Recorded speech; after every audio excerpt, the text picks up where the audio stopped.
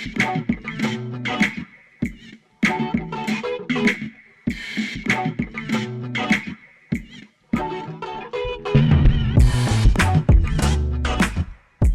is Camp Countdown, a Toronto Maple Leafs podcast series.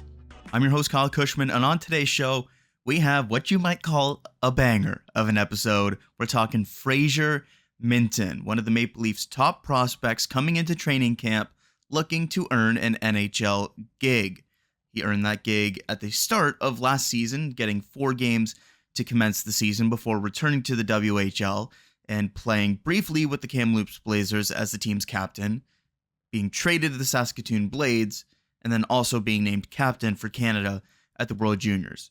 So before we dive into what last season was, I think it's best that we actually go back and kind of talk about Minten's tenure with the Toronto Maple Leafs. He was drafted in the second round, 38th overall in 2022. He was a player that the Leafs were seemingly infatuated with because of his maturity, because of the tools that he had showcased in the WHL with Kamloops, and put together the entire package of an intelligent, bright young kid who has the work ethic, who has some tools. The Leafs really believed in kind of his potential because of the characteristics that he showcased as a person, but in addition to those, as a player. You look at the 2022 second round, of course, the Leafs in that draft had traded back to 38th overall with the Chicago Blackhawks to move off of the contract of Peter Mrazek. You look at the players drafted after 38th overall, and it's some guys that are basically in the same tier of prospect as Fraser Minten. Right after him was somebody like Paul Ledwinski. You have to go a few picks later to get to 46th overall, and Seamus Casey, who is making, no pun intended, a case for an NHL gig after really good seasons at Michigan. You go to the middle to late round of somebody at 53rd overall, Tristan Luneau, 54th overall, Matt Patra. But overall, you look at that entire second round with the exception of the 62nd overall pick, Lane Hutson, and all of those prospects are pretty much in the same tier as Fraser Minten. Somebody like Patra had a good draft +2 season, playing, of course, with the Bruins, but didn't have a great World Juniors and kind of slowed down in the second half and ultimately didn't finish the season due to injury. Patra is probably the better prospect at this point because he has the higher end offensive upside. But you look at the names across that second round, and Minten is absolutely in kind of a similar tier to pretty much everybody in that second round, again, with the exception of Lane Hutson, who looks like he's a different level, and potentially maybe somebody like Seamus Casey, although there are definitely some question marks still about how his game translates to the pro and eventually NHL level. But let's getting ahead of ourselves, looking at kind of how he rates against everybody else in his cohort. Let's look at Minten, the player.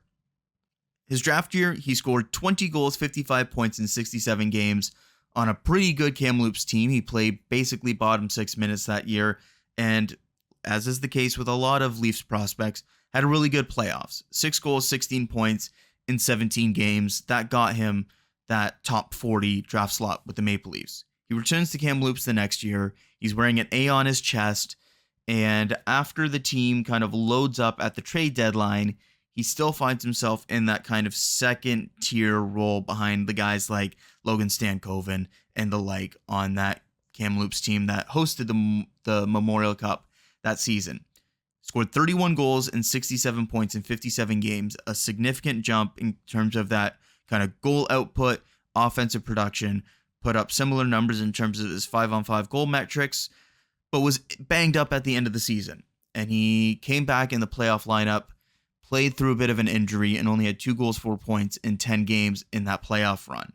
He was available in the Memorial Cup, which Kamloops was in because they were hosting, only scored the 1 goal in 4 games. It was clear that Minten wasn't at the top of his game at the end of that season, even though he'd showcased some good stuff during the actual kind of mid part of the campaign.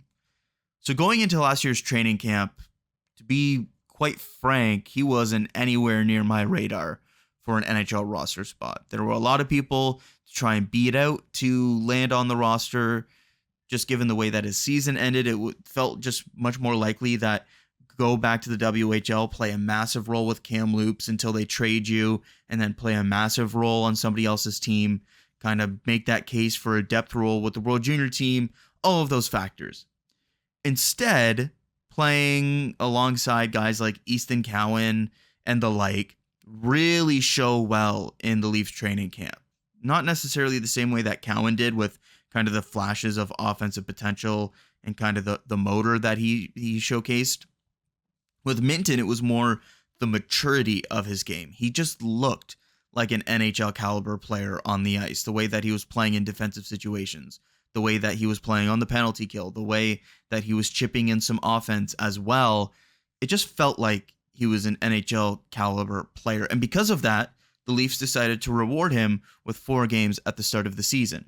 It could have even been more had there not been some injury stuff at the beginning of the season. The Leafs needed some cap space, needed to send somebody down. Fraser Minten was the guy. And because he was still only eligible to play in the junior ranks, he had to go back to Kamloops. You couldn't send him just to the AHL and recall him again in a handful of days. So he goes back to Kamloops after 4 games where he plays bottom 6 minutes. Doesn't really flash too much, but puts up some decent underlying metrics in the minimal minutes that he did get. But at that point of his development as a 19, 20-year-old, going into that critical year of development, what's better for his game? Playing bottom 6 minutes, getting no offensive touches with the Maple Leafs, or going back and dominating in the WHL? In my opinion, is to go back and play those legit minutes and get offensive opportunities in the WHL, and that's eventually what he got after those 4 games with the Maple Leafs. He plays 7 games with Kamloops as the team's captain, plays, pardon my French, a shit ton of minutes, has multiple games of just crazy, crazy shot totals. Actually, let me look up some of these numbers from his first stint with Kamloops. In his debut, he had 7 shots on goal. In his second game, he had 10 shots on goal. And over the course of his entire tenure this season, or I should say last season with Kamloops, the least amount of shots he had in a game was 6. And that was twice. The rest of the games, he had 7 or more shots on goal. So that just kind of goes to show how much he was playing in that early stint with Kamloops.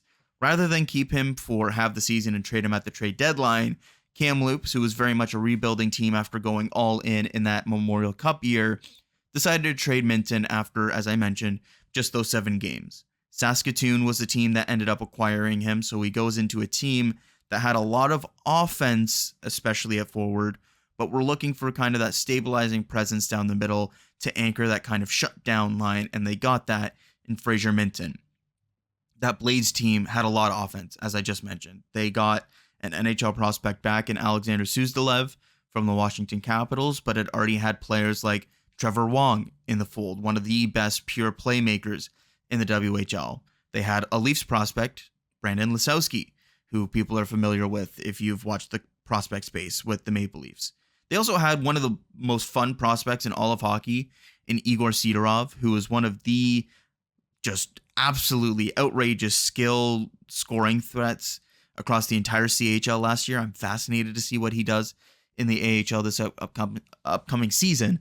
And so with those players in the fold, as much as you wanted to see Fraser Minten kind of take over that huge offensive role and get big minutes and put up a bunch of points, that wasn't what the Blades needed him to be necessarily. He did put up the points.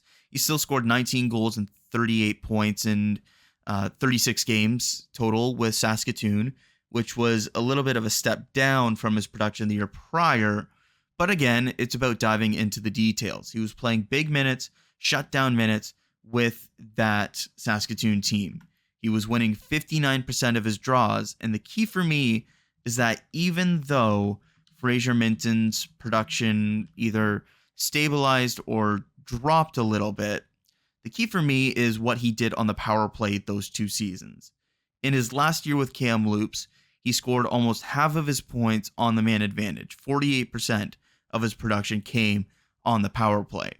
Last season, it was only 23% of his production coming on the power play. So even though Minten didn't necessarily take that next step as people might have hoped he would in terms of the offensive production, it still was better at 5-on-5. And ultimately, when you look at what Fraser Minten will become at the NHL level, he might get some play on a second power play unit, either off of the half wall, because that's really the best shot that he showcased when he has time and space. Minten has the kind of shot that can beat a goaltender. He might get some plays like a bumper because of some quick shot and his size, maybe some net front in certain situations. He can definitely play a few different positions on a power play if you wanted him to, but that's not his calling card. That's not where he's going to make the NHL, play top power play unit, and become that kind of guy. That's just not what he is. So for his 5-on-5 production to take that step up is definitely an intriguing step, and the faceoffs taking a step as well, going from a 53% guy to a 59% guy.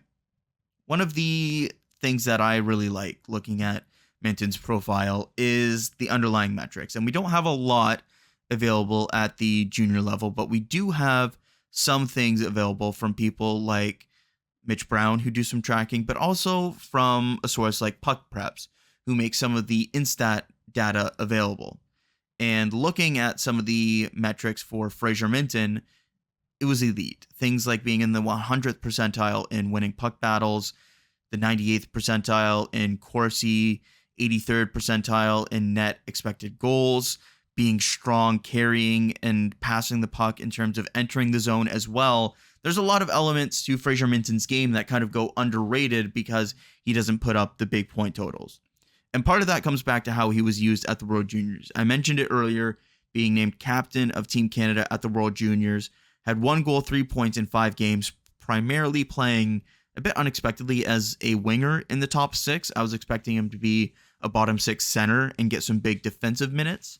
I think part of the issue with that is the team that Team Canada brought. You look at the roster, leaving somebody like Jager Furcus off the roster and having a lot of those kind of two-way strong guys on the roster in terms of having somebody like a Nate Danielson in the bottom 6 pushing a guy like Fraser Minten around the roster. And look, Team Canada didn't have a good tournament.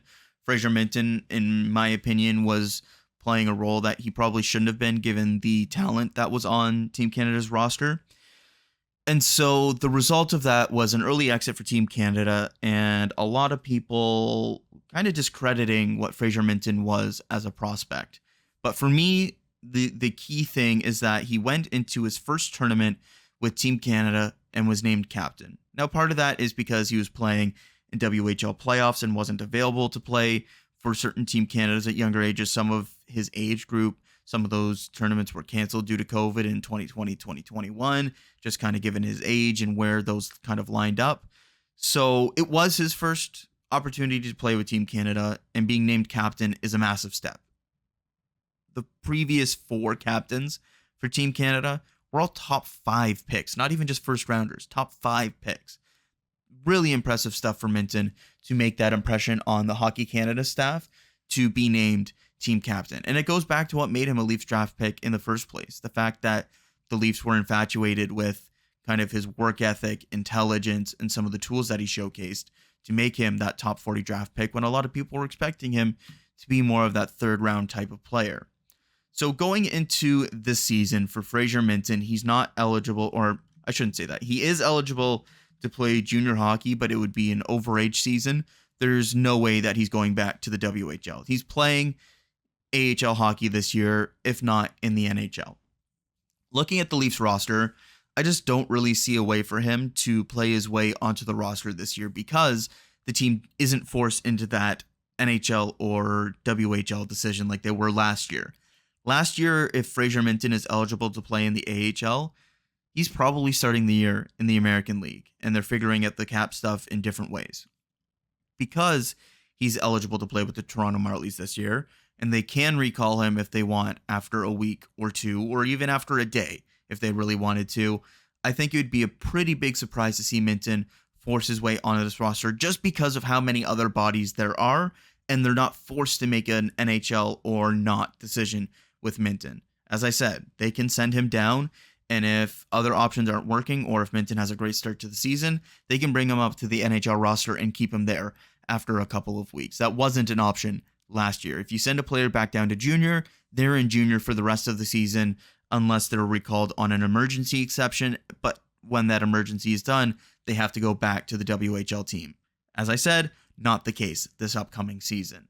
And so for Minten, even though he's shown an ability to be that kind of mature defensive player that could, I think, hang in NHL minutes this season, I don't think that's remotely best for his development, which sounds a little bit strange. You would think play in the NHL. If you can hang in the NHL, why wouldn't you be playing in the NHL?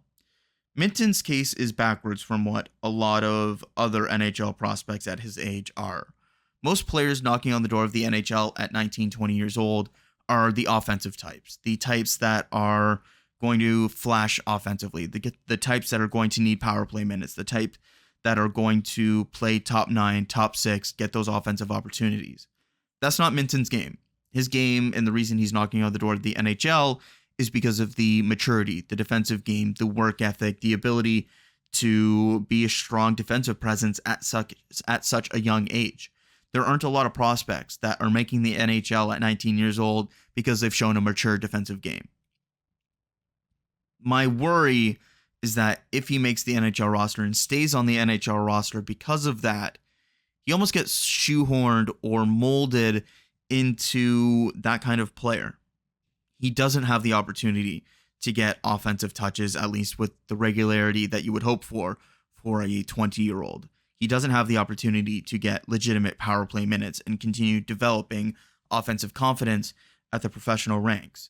If he's on the NHL roster, he's playing third or fourth line minutes, and he's getting some touches, of course, being that kind of good transitional player, but isn't getting the minutes that you would need to really kind of hone in those skills for a player at his age. He's not getting basically any power play opportunities. If Matt Nyes didn't get power play opportunities last year, Fraser Minten isn't getting power play opportunities this year. So because of that, I think it is way better for his development, looking not just at this year, but looking in years in the future for Minten to develop that offensive touch, to continue developing offensive confidence and creativity and honing in some of those skills that he has showcased by playing with the Toronto Marlies this year. I know people look at the goal differential last year in the playoffs, the 21-2 total that Fraser Minten won his minutes at 5-on-5 last year. Just an absurd total, even though he didn't have the crazy offensive numbers, as has kind of been the case consistently for Fraser Minten. He was a dominant two-way force that people called still, even though he was under a point per game. Some people called him the best player in the WHL playoffs. I know when talking to Brandon Lisowski at development camp, he didn't say it was Igor Sidorov. He didn't say it was Trevor Wong. He said it was Fraser Minten who was the best player for that team in the WHL playoffs. And so because of that, people look at those totals, the defensive metrics, and say, get this guy on the NHL roster, trade some guys from the NHL roster, get this guy in the lineup. And I just worry if that happens, he's going to top out as that kind of fourth or third line center who eats defensive minutes but doesn't really give you a lot offensively. And even though they have some different skills, becomes that kind of David Kampf type where, yeah, you like him on your team. Do you like him on your team for over $2 million? Do you like him on your team with certain teammates or line mates? Not as much. For Fraser Minten to kind of hit the higher offensive marks, he needs time with the Marlies. He needs time getting top 6, top line minutes in the American League. He needs the opportunity to be that guy who's leaned on in offensive situations, to develop those kind of habits, to develop that confidence, to develop that side of his game at that kind of higher end competition before going to the NHL and playing that kind of specific third line role. So for Minten, he's a player that I'm very excited about in terms of the two-way NHL projectability of his game. He's going to play NHL games this year. He's basically the top recall option among centers.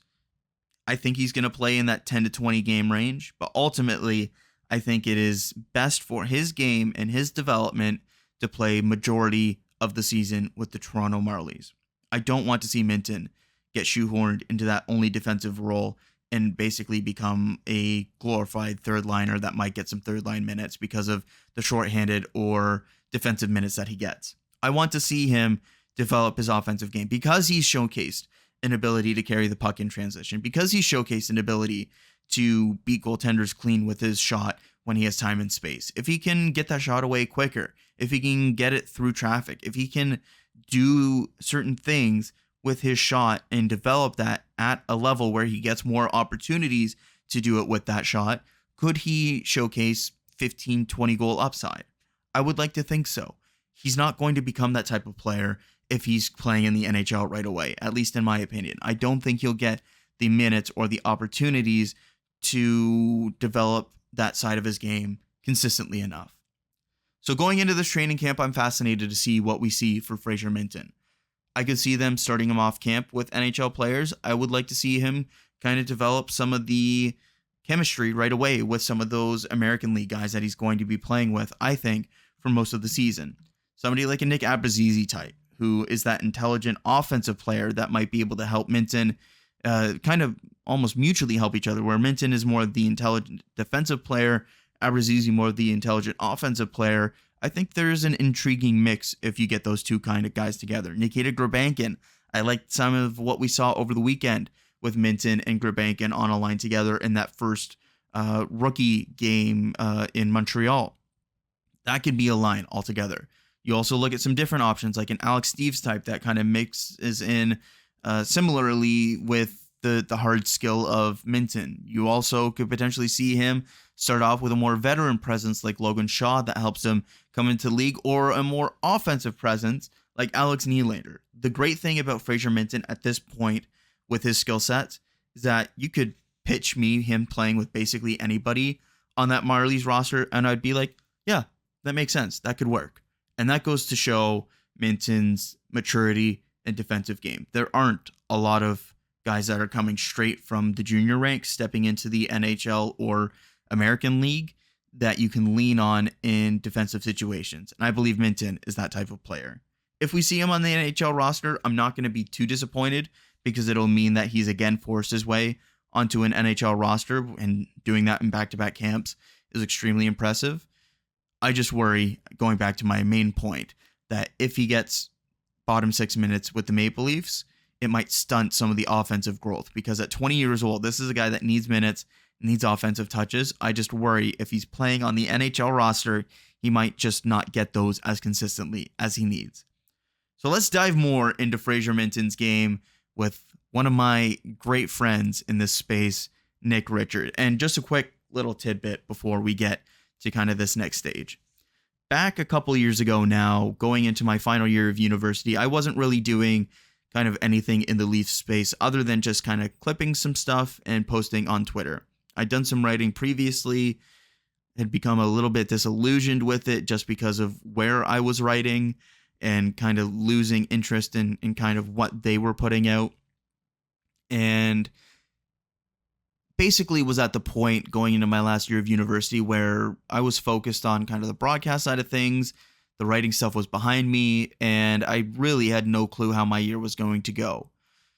Nick, being the great person that he is, and kind of touching base with him previously and kind of just crossing over as two prospect guys in the Leaf space, had reached out, and along with the managing editor at Leafs Nation at the time, John Steitzer, it kind of invited me to do some stuff with their prospect rankings list, and kind of being a bit of a guest, you could say, with that kind of process.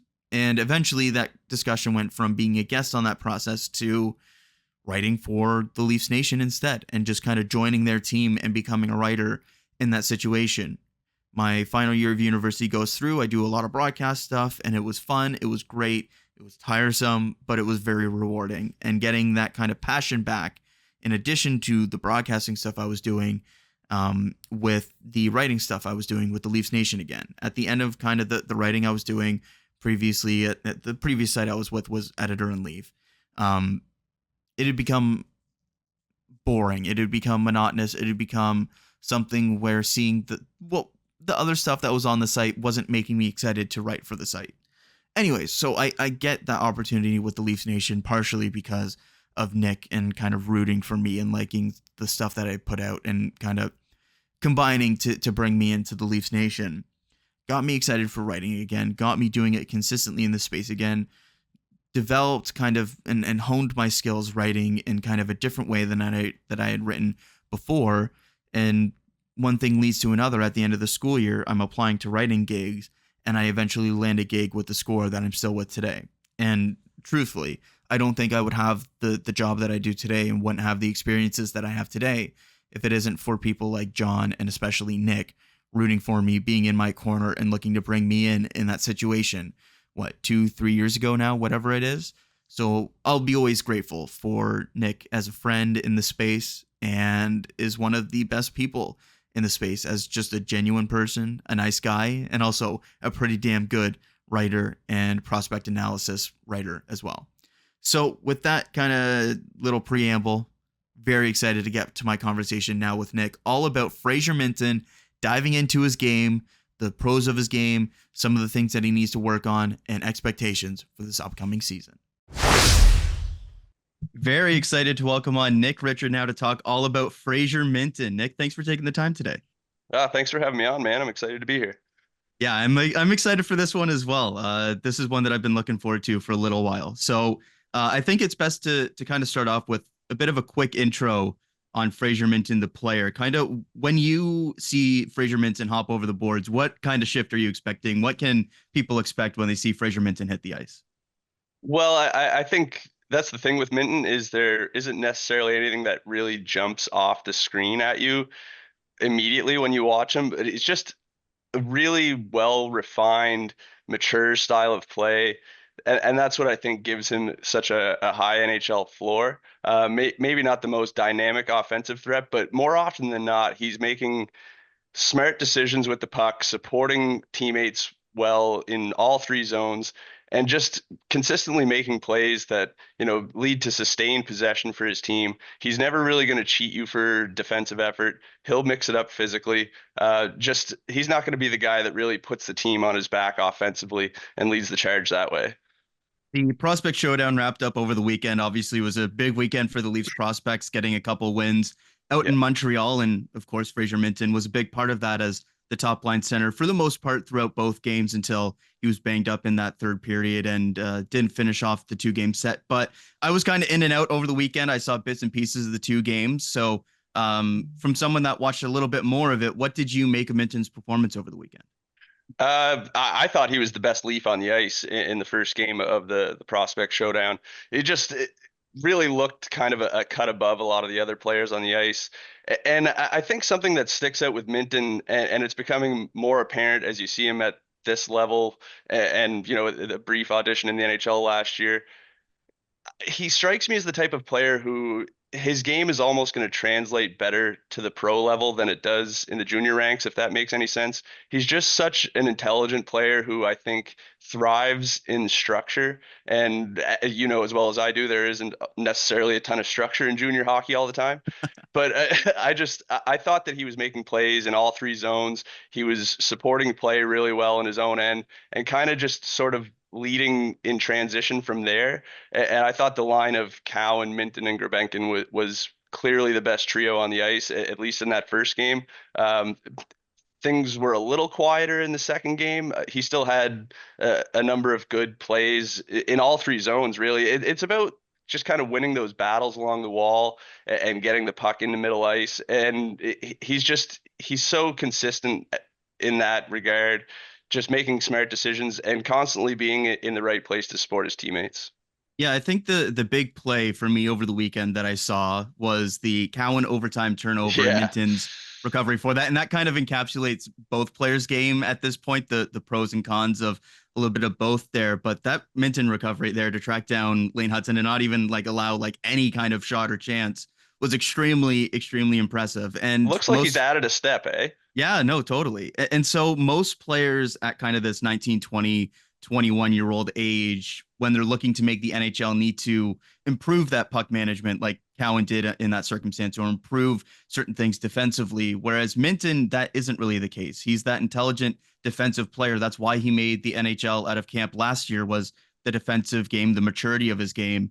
And so it's very interesting going into this training camp now, where we've seen another impressive season in the WHL of that mature defensive game. And going into this training camp now, it's almost a hindrance to him going forwards because you want to see him get those offensive touches and develop in the AHL, but the defensive game is so mature that he can hang in the NHL, at least in my opinion, in kind of a depth role, but might not get those same touches that he would in kind of certain offensive scenarios as he would in the AHL. What do you make of that kind of situation for Minten going forwards and the kind of choice that the Leafs have to make here for his development for at least this upcoming season?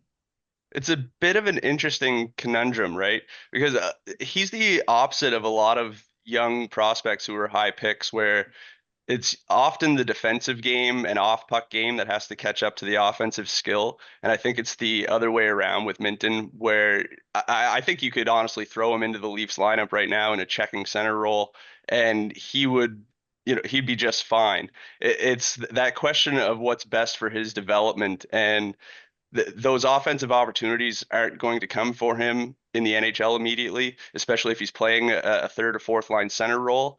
Um, it kind of leads me to believe that they are going to opt to send him to the Marlies to at least start the season.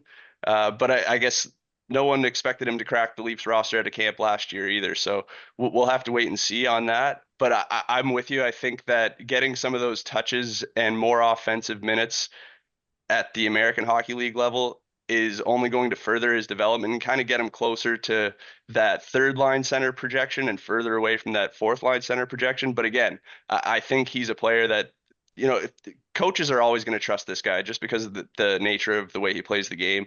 And I think that, he could step into the NHL as soon as the beginning of this season, and he wouldn't look out of place. But I just don't think that that's the best thing for his development right now. Yeah, I'm glad you mentioned the surprise of him making the team out of camp last year. Yeah, if you go back to the end of his season before that in the Memorial Cup and said that a few months later he would be playing for the Leafs in the first couple weeks of the season, that would have been a stunner. And I don't think I would have believed you. And so last summer and going into last year's training camp, what was the thing that kind of stood out to you most about Minten in the preseason, in the early stages of last season, that made him somebody that the Leafs were willing to give that 4 game opportunity to the start of the season? Because something that I realized kind of going through the notes and stuff for this, he made his NHL debut before Logan Stankoven did, which is insane to think about looking at the numbers and the ice time and all of that they produced at the Memorial Cup. But that's what happened at last year's training camp. Yeah, two very different players, right? Very different. I think Minten was probably a bit of a victim in that draft plus 1 year of Kamloops really loading up for a stretch drive and a push at that Memorial Cup. Kind of took away some of his more prominent offensive opportunities, I guess, knocked him down the lineup a little bit. But I think it kind of goes back to what I was saying about his game maybe translating more to the pro level than it does even at junior. And I think that was evident in the preseason last year. I think he just kind of stayed within himself and played to his own strengths and just fit in really well with the structure at the NHL level. And that's really what his game is built around. I think that the offense will come. I think there's traits there that he can build off of, but that wasn't what caught the eye of the Leafs coaching staff last season. It was that just commitment to playing a 200-foot game. He's got good size down the middle, right? He can transition the puck through the middle of the ice, but it's really about that support and the positioning in the defensive zone that helps to kind of get play going the other way. And that's really what's going to be his calling card. And so this is going into the third season that Minten's been in the Leafs organization since being drafted. We've seen 2 full campaigns since then. Going back a couple years now, what were your first impressions of Minten after he was drafted, and what are the key areas you've seen his game kind of take the biggest steps since being that second round pick in 2022? Well, I've got to admit, at the time, Minton's draft year, I was still with the Dauber prospects scouting team, and he was not anywhere near my radar for as high as the Leafs selected him. So it was a bit of a surprise pick to me, but it took some going back and kind of diving in a little bit more on his game. And I think in his draft year, you saw a lot of the skills that he has kind of in isolation. You see the big shot off the flank on the power play. You see his ability to win battles along the wall and maybe beat a defender one-on-one with a slick move once in a while. But I think in the time since then, he's kind of gotten better at sort of layering those skills together, especially in transition.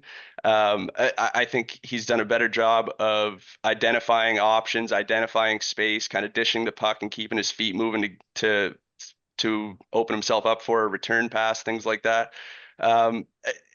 It's all a package deal, right? That he has to continue kind of layering all those things together to really maximize his potential. But the skills were always there in isolation. And I think over the last couple of years, he's just gotten progressively better at kind of building that skill set out.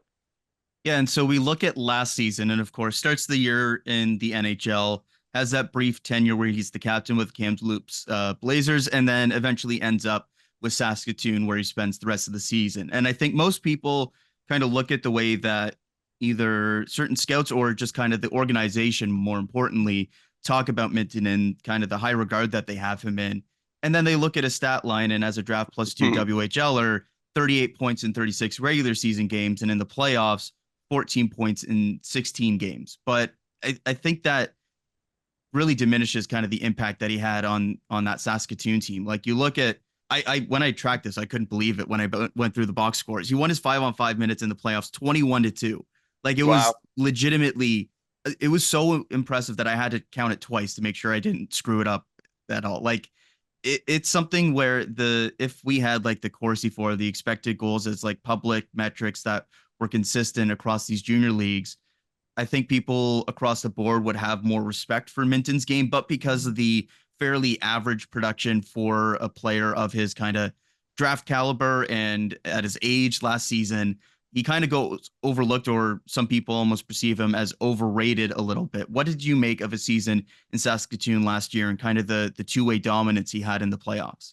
Well, I kind of mentioned that when I wrote about Minton in the Leafs Nation's prospect rankings, was that just because the numbers didn't exactly jump off the page, that does not mean that he wasn't an integral part of that team going as far as they did. They were absolutely dominant for almost the entire season, really, but especially after Minton joined the fold and got back from the World Juniors.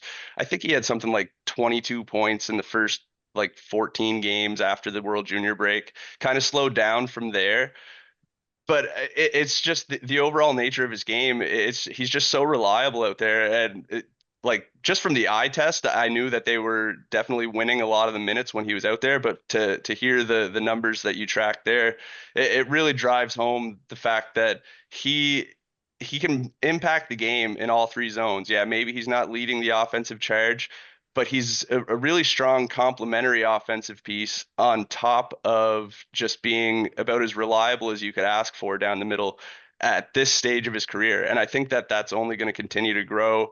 He's only going to become a more trusted presence for whoever his coach is at whatever level. And the big thing about last year was, I don't think a lot of people realize this, but it was a pretty chaotic year for Fraser Minten last year. You know, the surprise start to the season with the Leafs, back to Kamloops, named captain there.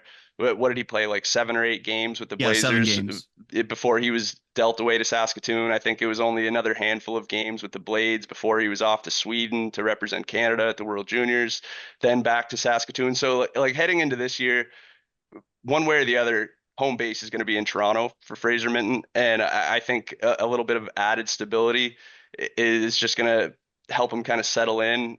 And he looks like a player who's quite comfortable in his own skin in terms of his play style. I don't think he ever really cheats trying to live up to whatever offensive expectations some people might have for him. He really does a good job of sticking to what makes him successful. And that's just, again, really strong support play, quick decisions with the puck, identifying options in space. It's just a really translatable profile. Yeah, I'm glad you mentioned him kind of being more than willing to play that kind of specific role. Like you look at that Saskatoon team and they had Igor Sidorov, they had Trevor Yeah. Wong as the top end offensive guys that were getting the key power play minutes and were getting the 5-on-5 offense. And then it's like defensive zone draw. Okay, Minton, it's your turn. And he was more than happy to play that role. And of course, had some big moments in the playoffs as well, coming through on the offensive side as well. I think this is kind of the point where I think it's best to kind of get to the World Juniors here. And Yeah. named captain at the World Juniors, obviously a massive, massive step for Fraser as kind of the first time he's ever played for Canada, getting to wear the C as well in that tournament.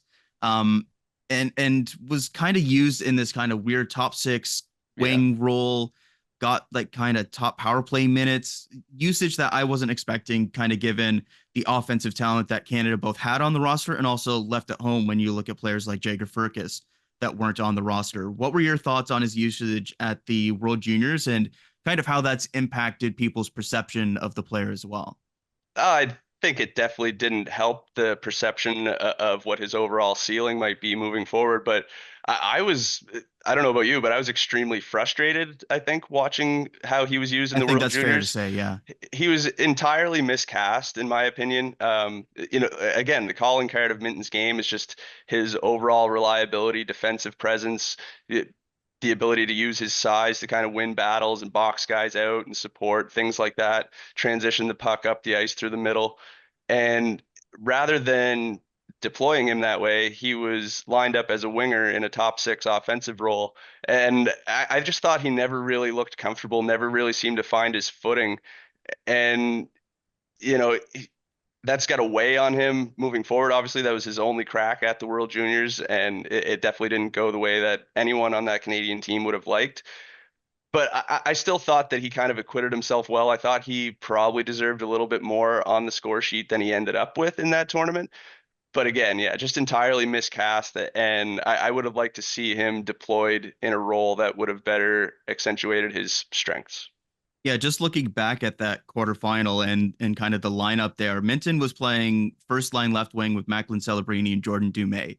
And part of that is kind of being that veteran is a weird word to use for this, but kind of that But that's leadership kind of the role, defensive perception that, guy. Yeah, yeah, like I mean, you talk about him being named captain the first time he's ever suiting up for Team Canada. I think that speaks to the way he absolutely. carries himself, the way Yeah. that teammates view him, the way that coaches kind of look at him. So yeah, Yeah, and so you look at obviously at the time somebody that's undrafted going into his draft year in Celebrini, fantastic offensive player, but a very flawed player as well. And Jordan Dumais and the coaching staff having Minton there as that kind of defensive presence.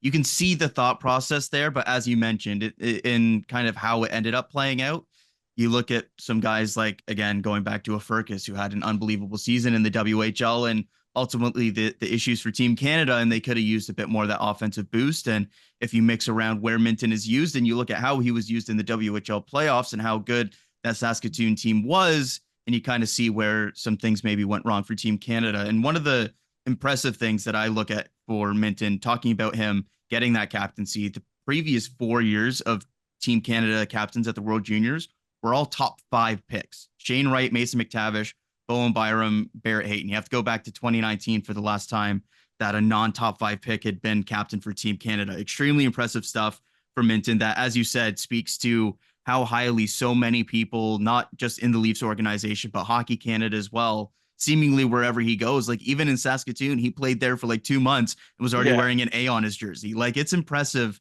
the kind of leadership qualities that he has off the ice. And of course, it goes back to his intelligence, and that leads to his intelligence on the ice as well, which I think leads into kind of his best traits or standout traits. We talk so much about his maturity, the defensive game.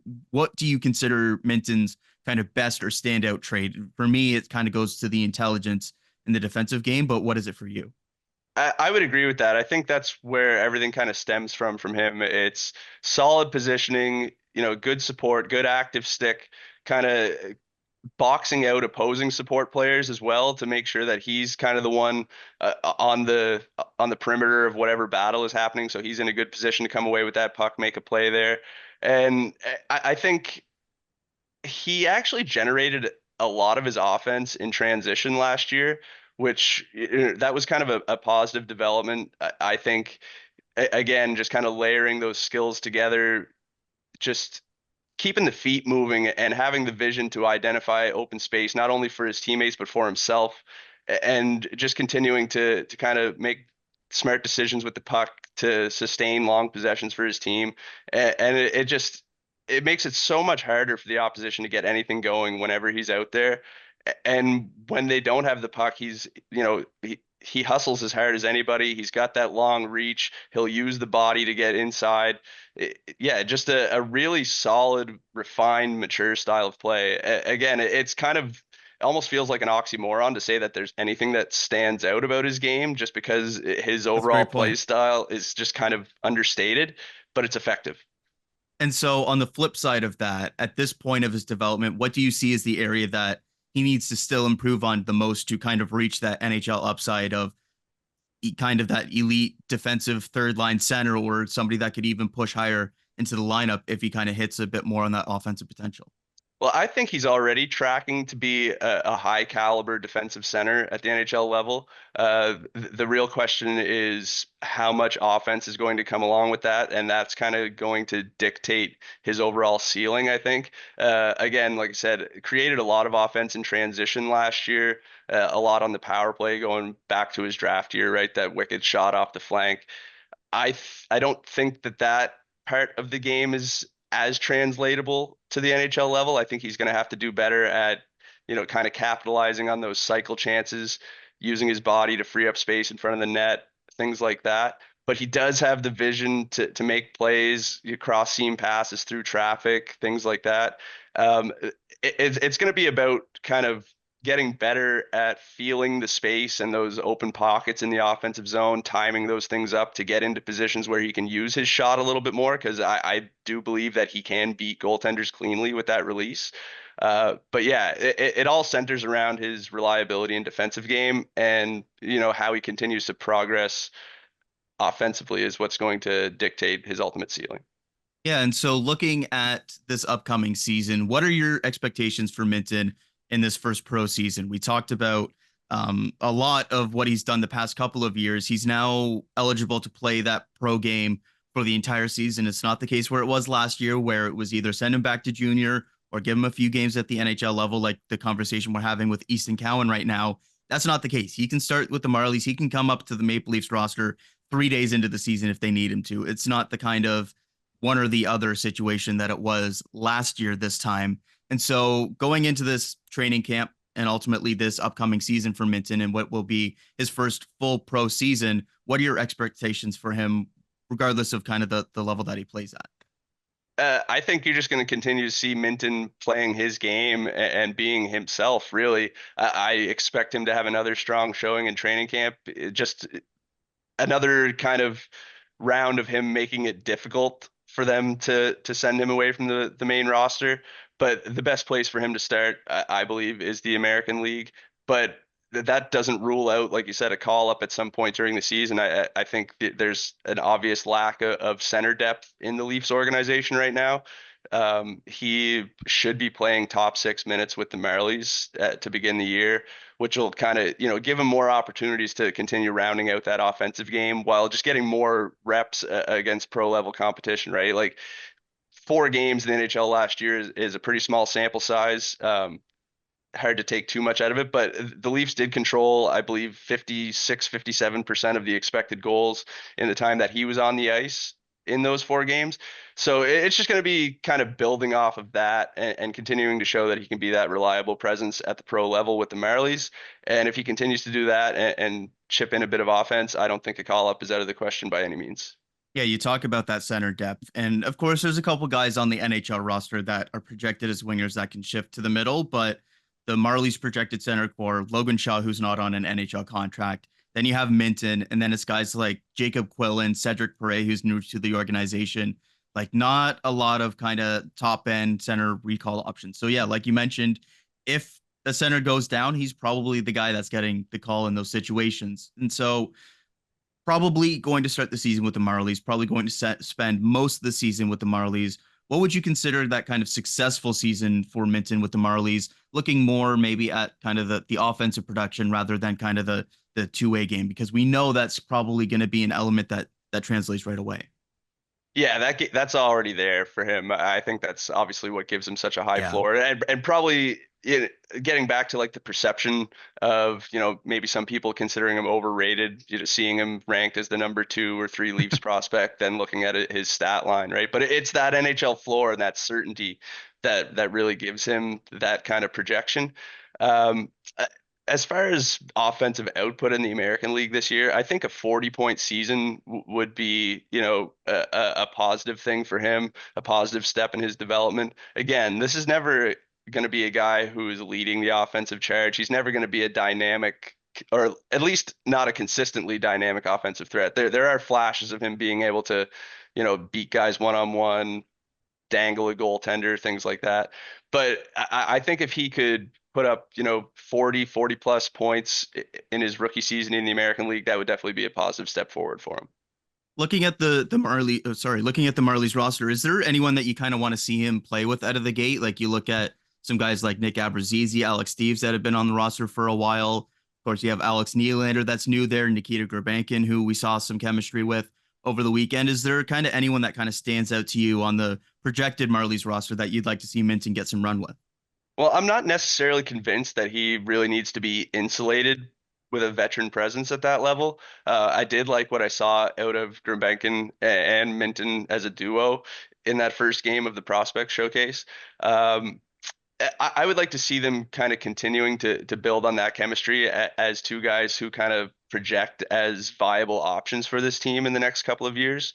Um, Abruzzese is kind of an interesting one to me, just because I think he's another player who his kind of calling card in his game is just the overall intelligence. Maybe doesn't have the most foot speed, isn't a super physical player, maybe not the most imposing defensive presence, but he sees the ice so well, really understands where to be in support, where to find open spots for himself in the offensive zone, and he's got great vision as a passer. So I think that could be an interesting fit. But if you're looking for someone with maybe a little bit more experience, maybe you do start minting out kind of playing alongside Logan Shaw on the wing, or at least giving him a look there just to kind of get his feet wet.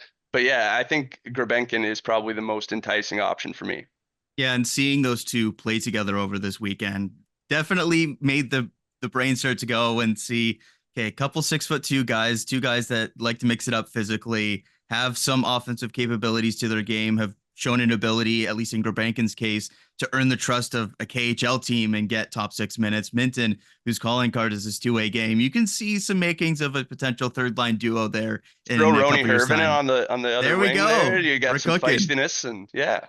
And so I got one more for you, and it's an over under. Looking for Minton this season, over under 14 and a half NHL games played. Oof, that's a really good over under. Thank you. Uh, I got burned on taking the over on a very similar question last season. So this time around, I'm gonna go the under, but just slightly under, and it would not surprise me one bit if he does earn that call up and kind of runs with it, and again, just makes it difficult for them to send him back down. Yeah, absolutely. And for me, I think it's right around that range that he will end up going. I think the key, you kind of mentioned it earlier, is kind of the chaos of the first half that he played, going from city to city, spending 4 or 5 games one place, getting traded or being sent down 4 or 5 games this place, being traded 4 or 5 games there, go over to a completely different continent 4 or 5 games there, come back, and all the chaos of that first half. I Yeah, think that kind of playing in one situation and getting to get settled in that one situation and play an extended stretch in that situation could do a lot of good for Minton, at least getting settled at the professional level. And of course, we expect that at this stage to be in the American League level and getting those offensive touches as well. I think is going to be very, very important. I would even go as far to say is imperative for his development if yeah. he's going to become that legit third line center, because the defensive game looks like it's going to be very, very good at the next level, but you can't really just be a defensive third line center. We've kind of seen that a little bit over the last couple of years with David Kampf as an example. Not necessarily comparing the two as kind of similar players, but in terms of you need to bring at least some offense to the next level to become that third line center. Yeah, in terms of profile, I don't think it's an unfair comparison at this stage. I think, Minton is probably projecting a little bit better offensively at There's this more stage. offensive tools there that Yeah, there's definitely could, more tools. yeah. Like I think, like I said, you've seen the flashes. There's a couple plays that he made with the Blades last season in particular that, I don't know if you recall the play I'm talking about, but there was one overtime winner where he came down the left wing, kind of dangled the last defender back with a slick toe drag, drags it to his backhand and slides it through the goaltender's legs. Like, I know it's junior, but that is a highly skilled offensive play, and it there was more than one of those occasions in junior Yeah. last year. So the tools are there, the flashes have been there. I think, he probably is projecting closer to that 3C role than 4C right now, but it is going to take continued development of the offensive game to really get there. Now, that being said, I don't think I've seen Fraser Minten try a Michigan at the NHL level so far. So, Yeah, fair. Nick, thanks for the time today. Everybody, go wish Nick a happy belated birthday by the time this one comes out. Nick, thanks for taking the time today. Let everybody know where we can find your work and plug the pod and everything else. Thanks a lot for having me on, man. I couldn't think of a better way to spend my birthday than chatting about a Leafs prospect with Kyle Cushman. So yeah, you can find my writing on theleafsnation.com. If you want to hear me talk a little bit more, you can listen to the Lamenting the Leafs podcast wherever you get your pods. And yeah, we're excited to strap in for another season and fool ourselves into believing into this team again. But it's that time of year, so let's get it going. You got episode 100 coming up, don't you? Yeah, we're sitting on 99 right now. I don't know if we're gonna come up with anything special for episode 100. It's been kind of a slow burn to get there, but yeah, we're excited about it, and I'm sure Cam will have something cooked up. Yeah, no, that's an awesome milestone for you guys. So I can't wait to Thank you. listen what you guys have for that one. Nick, thanks for taking the time today and enjoy the rest of your day. Cheers, bud. Thank you. Thanks again to Nick for joining the show. That's going to do it for today's edition of Camp Countdown. We got some more great ones coming up later this week as we're basically there. It's almost training camp time. It's only a few days away until the first preseason game, and we're really getting into things. Be sure to come back tomorrow for more Camp Countdown. We'll see you then.